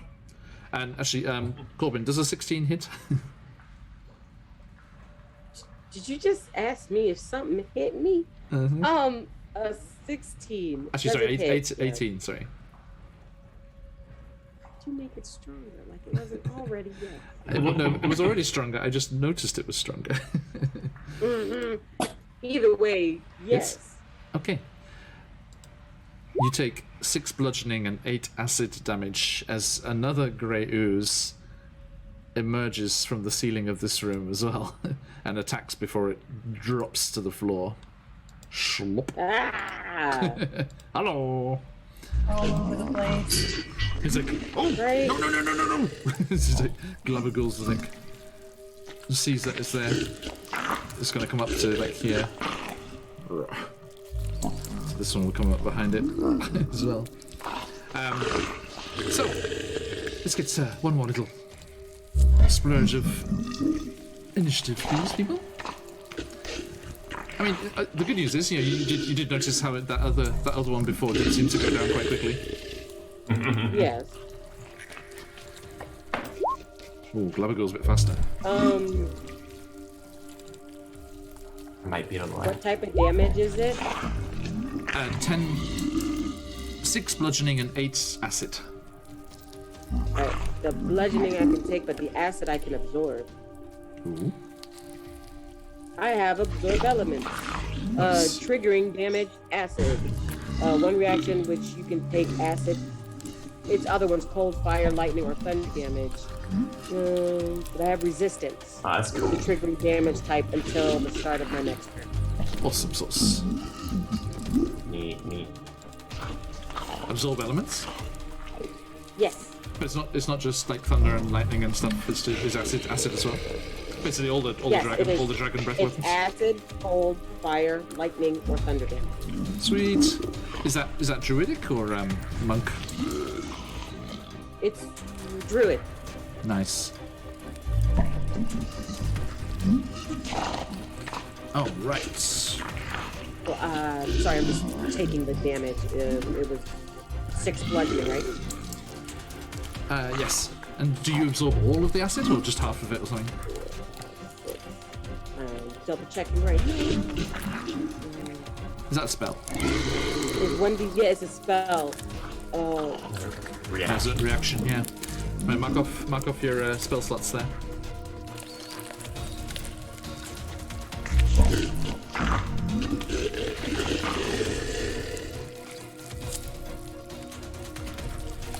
The spell captures. Oh, and I capture some. Yeah, the spell captures some of the incoming energy, lessens its effect on you by storing it for your next melee attack. So my next melee attack will have acid damage.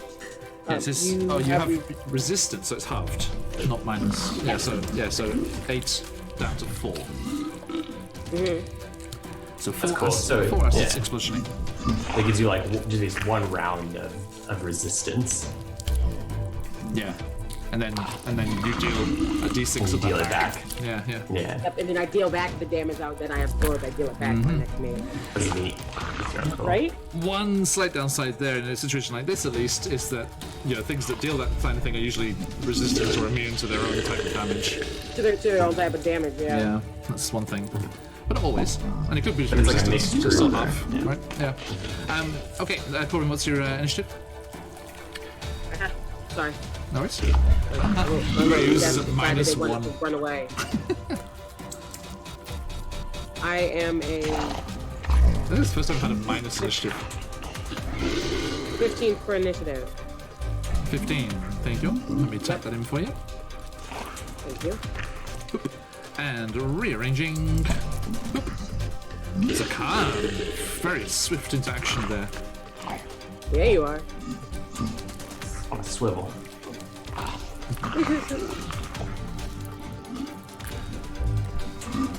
Go for it, sir. Oh, we're in. Okay.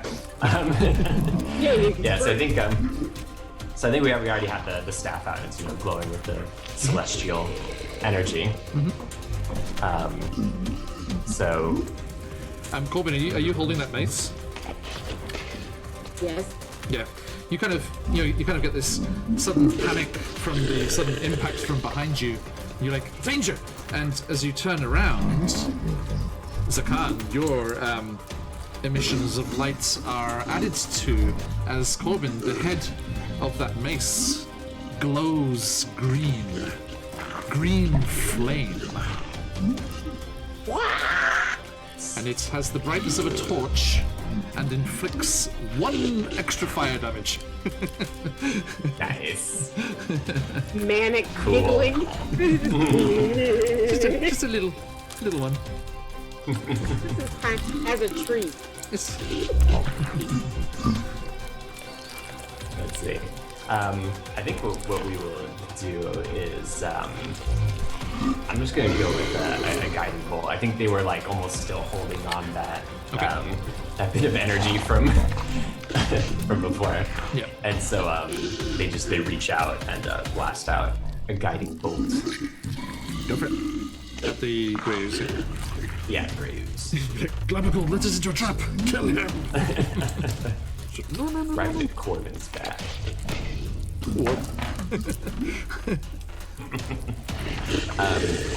So not good, but I think it'll still work. That's a Gray ooze. 9. Hits.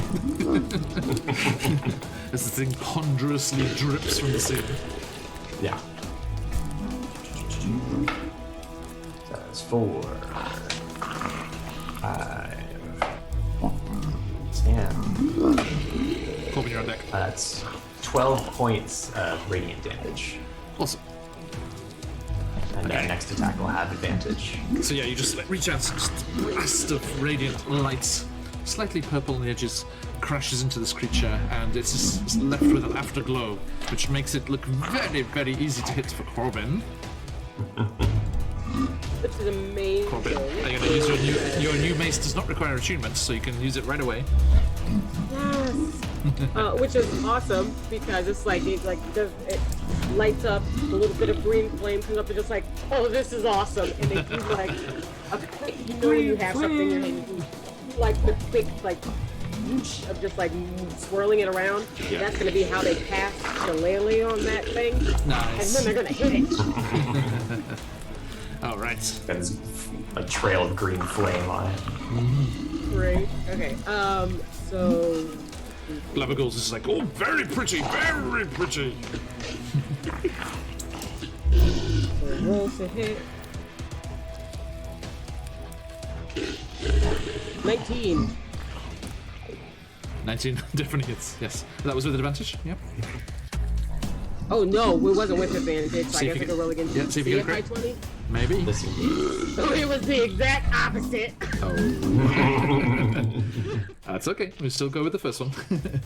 Okay, so then the damage, and does it do extra damage for all the extra stuff going on for it? 'Cause I know So Shillelagh there's makes the- it 1d8 plus 1. Actually, quickly add a mace to your thing there. Oh, Actually, I'll do it for to you. my Hang on. inventory. Shall I grab it? Thank you.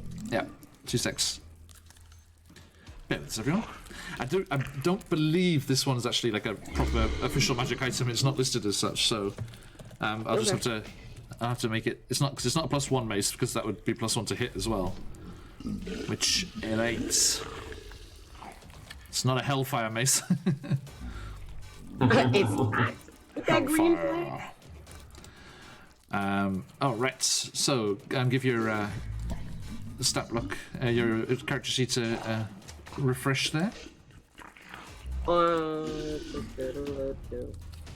Nice. It's a +5 to hit.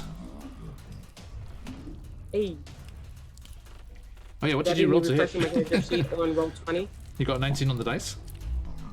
Yes. Okay, so yeah, I it's didn't roll 24. the damage. 24 to hit, and so it's a d6 +2 damage. Right, and it has Shillelagh on it, so now it's a d8. Nice. Is it plus a d8 or makes it a d8? I was gonna ask you. I didn't want to say that. I feel like that is a GM decision. Let's have a look at the wording. Shillelagh. Do you have Shillelagh? I don't see it in your spell list. Yes. Shillelagh, the wood or quarterstaff, the wood of a club. For the duration, you can use your spellcasting ability instead of strength for the attack damage. Your weapon's damage die becomes a d8. The weapon also becomes magical if it isn't already. The spell ends if you cast it again or if you let go of that weapon. Okay. So it was a nice. Hey, how you doing, Elhawk? Good to see you. Hope you had a good session. Thank you for raiding on by. We are down in the Underdark with a new Really gelatinous good cube friendo. What are you doing today? Was it 40k? Stuff. Let's do a quick shout out over here in chat. Elhawk 99. Oop. What are we doing? What are we doing? Tabletop RPGs. Welcome, everybody. Where are those phoenixes? Let's get them fly. Oh, Pathfinder. Nice. Hope you had a great one. Welcome, welcome. If you're not already, do drop us a follow, and you can get into our followers Discord, as Elhawk already is.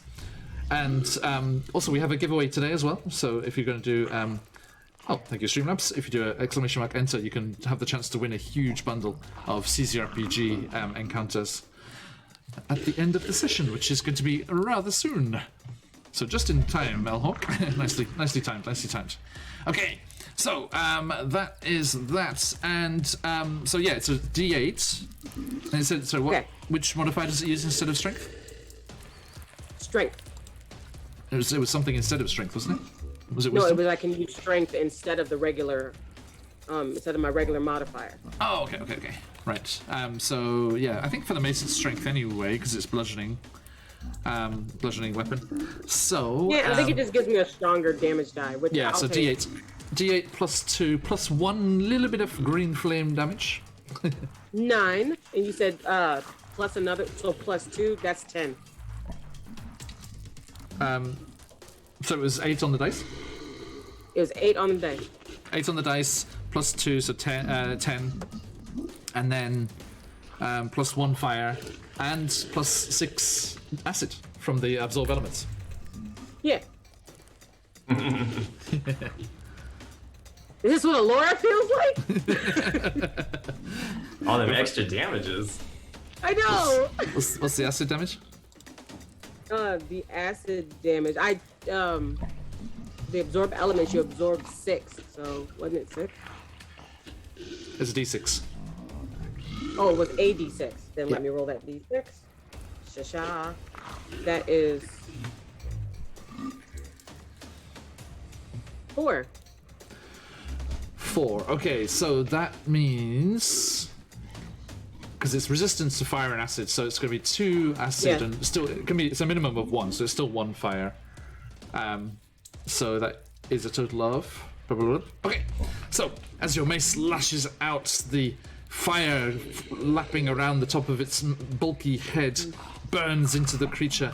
The acid that you absorbed is channeled along the haft of the weapon and back against the creature itself. And then there is the massive crunk and splat of the bludgeoning damage of the mace itself. Tell me what happens.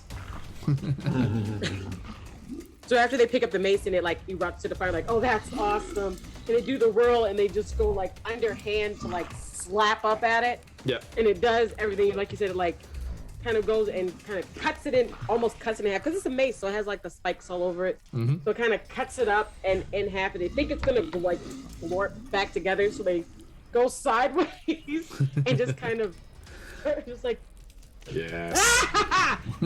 I am never using anything else.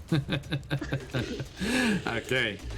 So yes, as you do that, it wetly splashes against the wall as it is destroyed by the combined brute force and magics of your weapon. And you... Sorry about your cousin Globagool. He's like, oh, no. Terribly uncouth fellows. He's like, what do you want to do about this one? It's like there's still one like jumping up like a eager puppy behind him. It's just like Technically, other people can use my magic stones. So if I like made the stones, put them in the Globagool, he could spit them out and attack the thing himself. Oh, that's wild. Works for me. That way, we don't have to try to touch it. This is how Glabagool proves himself to you. Yes. You can join us, but you have to kill your own kind. Don't say it like that. Makes it seem so unsavory. Just saying. That's the gist of what you said, right? It is, no, but you're not wrong. I just don't want you to say it like that. They are gonna kind of Defend you. As far as the one Defend behind you. you, like, do we actually want to do that? Sure, why not? Hell yeah. I think Zakon's kind of like looking up the corridor ahead, but like, I, Steven, Yeah. totally support you in doing that. Yeah. Y'all two like check ahead. Is anything else coming? You can't see Globagool, anything if there. anything comes behind us, after we take this out, you can shoot these guys at it, and they cast the spell to make magic stone, and then essentially like throw them into him, so that they're like kind of surrounding the glowing bit that Zakon just put in there. So now it has like these 3 stones like going around. Incredible. And so a thrown weapon will be the dexterity, right? Yeah. It's if someone else can make a ranged spell Gonna attack. squeeze it out of there as fast as you Right, can. because he has 60 feet of range. If someone else attacks with the pebble, that attacker adds your spellcasting ability modifier, not the attacker's. My spellcasting To ability attack? modifier. So they're like Yes, magically to attack. guided. Nice, because his Yes. dex, Glabagul's dex is -4. Well, then it's a good thing I'm helping. So what's the magic attack bonus that you have? My spell attack bonus is +4. +4. A glowing gelatinous sharpshooter. This is how a ranger class is chosen.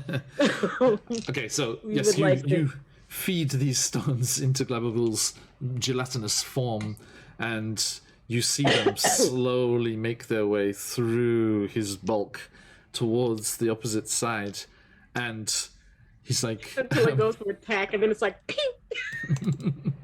and he's like, he feels like this grey ooze is all up in his face, so he's he's like,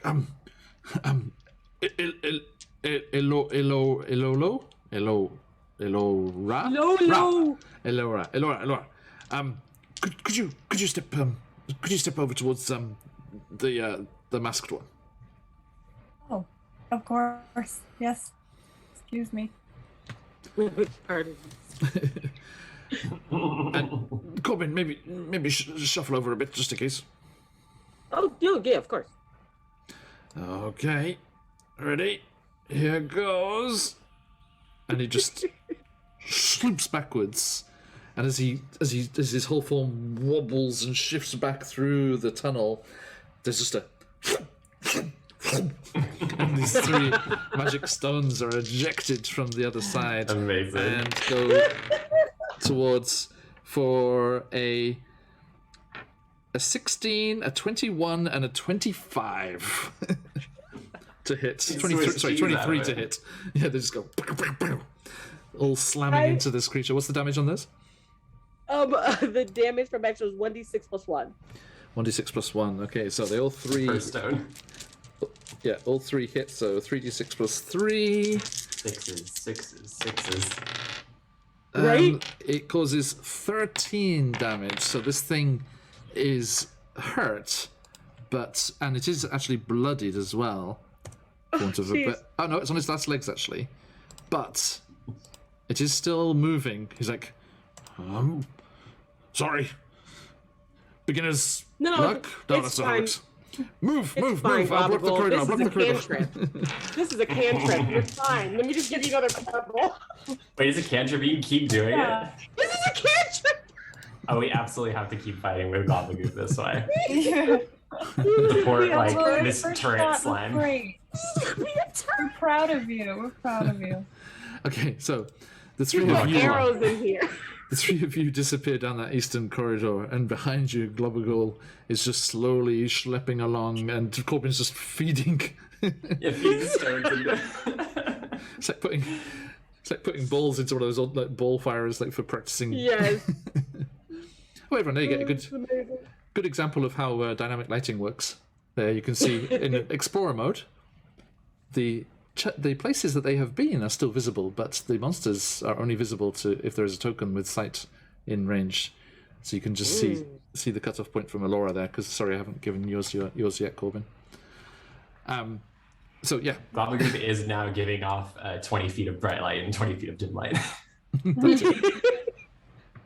How long does that last? He's got a light cantrip and it lasts for an hour. Okay. Nice. But yeah, so I'll just leave it as it is for the moment. Because it shows off dynamic lighting nicely. Yeah. Just for the image. It's very bright.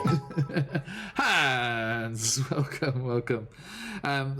Yes, as you got a giveaway today, Hans, so jump in. So yeah, as you quickly make your way off down that corridor, Corbin created a D&D turret. and Machine gun emplacement.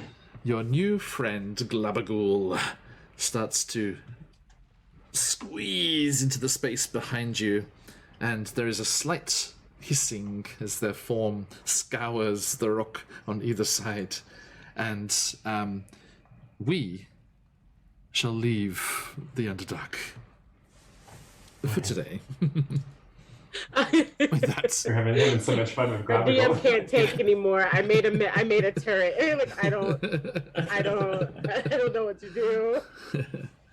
sorry, He's a Charlie. gloopy rock cannon. A sentient gloopy rock cannon. But a slow one, I'm afraid, because Corbin, your fears are very well founded. His speed is 15 feet. I have Can you out take of the out of dash action? character. Right, out of character, I do not know what if since I can absorb acid damage, I technically could pick him up for a short time and carry him. Ow, ow, ow, ow, ow. All right, ow. Yeah, right. That's If right. one of Hulk. us takes Not- a level not in too OP, wizard 'cause it and is only takes D6. Tetris's floating disc. Yeah. So if I took a level in wizard, got Tetris's floating disc and put him on it, then he could just follow us. Yeah, I think the Ten D6 is sisters, like yeah. for the rocks are probably about what his normal attacks would be, but usually a cube doesn't have a ranged attack, I don't think, with a 60-foot range. Yep. Yep.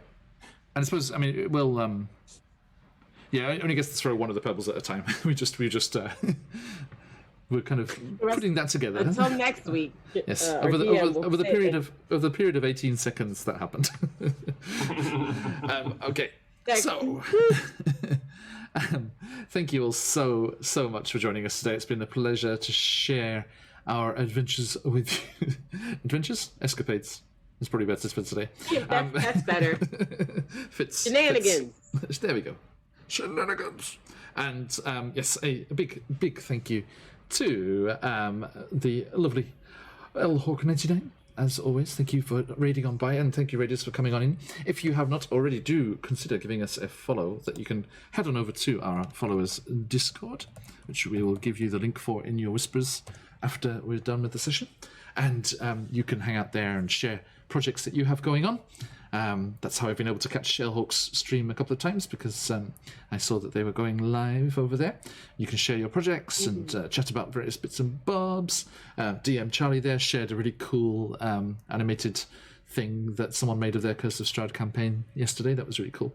And we sneak peeked our Rime of the Frostmaiden new animated intro from which was debuted on stream on Tuesday, but people over in the Discord got a little earlier look at that. And you can hear about all the exciting things that are coming up.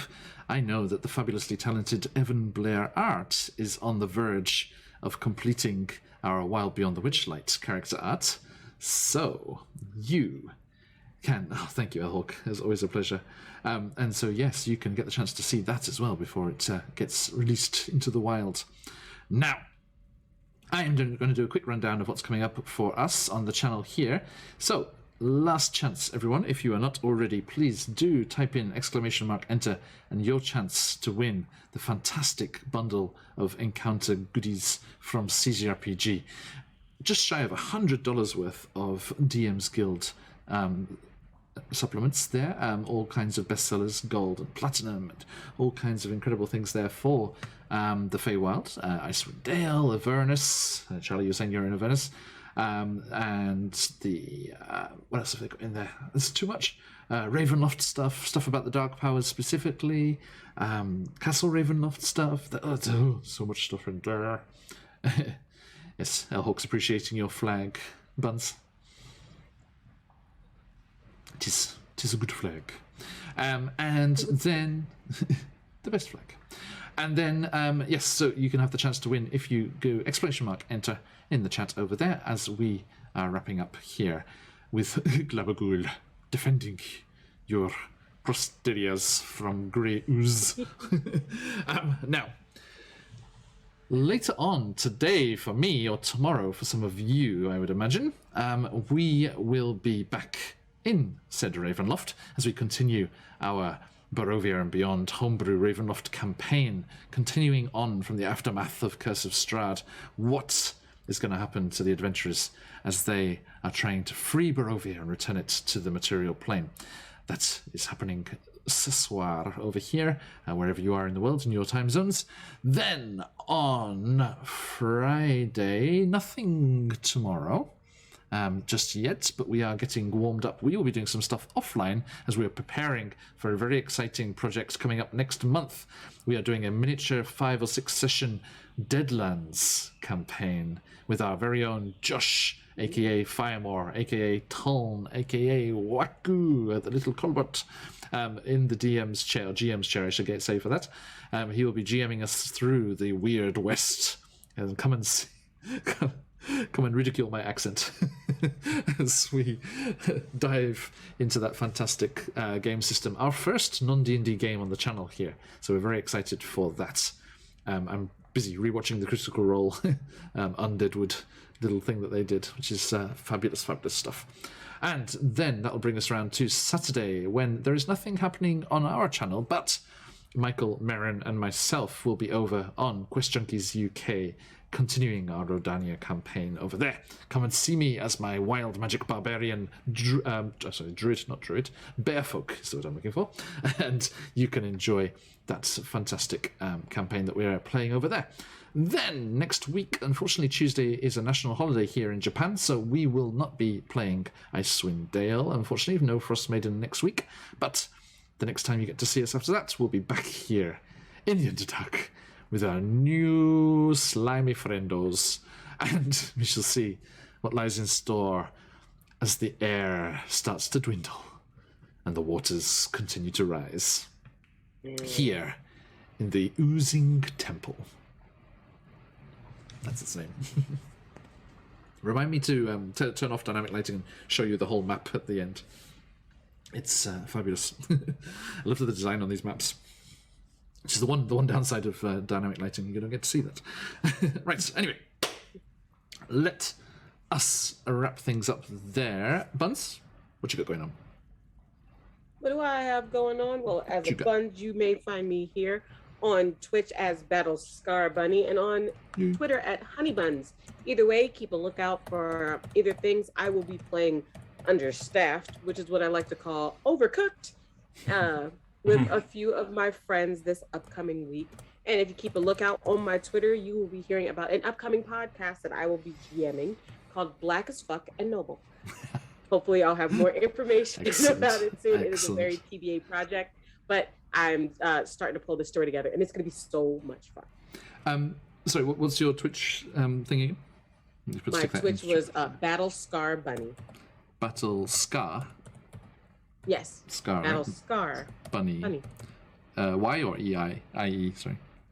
I-E. I-E, right? Yeah. Oop. Did that work? Yes. They have recently been streaming Good Night in the Woods. Okay. I'm not playing that anymore. last scene. Okay. Right. Thank you, everybody. And yes, again, a massive thank you to everyone that's joined us. Let us say thank you in a bit more of a tangible way and draw a winner for this giveaway. So, I'm going to be closing the entries. There's a fair few people in there. Good luck, everybody. I'm so sad I can't enter. Sorry. You can come by the other streams. just the ones you're playing in. There you go. Sneak in there.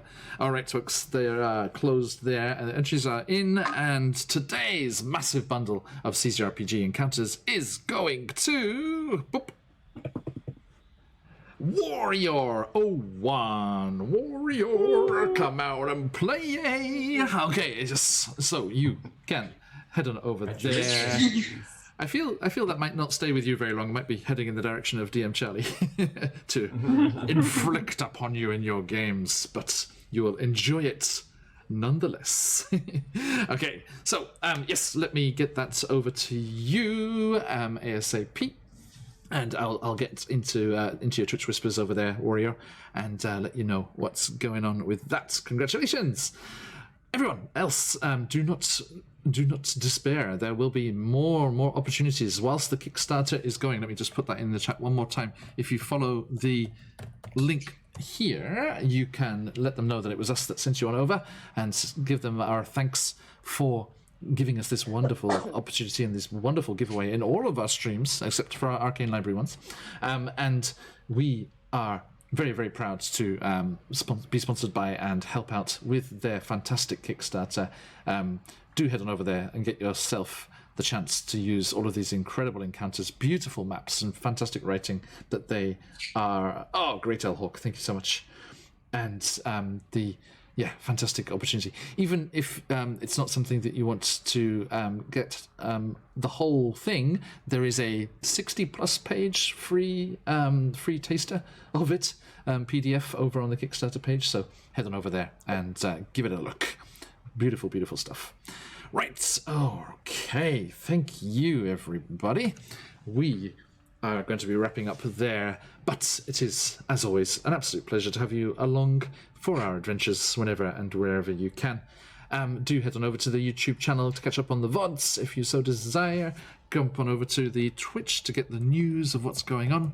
If you are following us, have followed us today, as Joker has, thank you so much. I will be sending you the invites for our Discord in your Twitch whispers. And that will about do it. So, until next time, as we like to say around these parts, matane. Thank you. Bye. Click, click, click.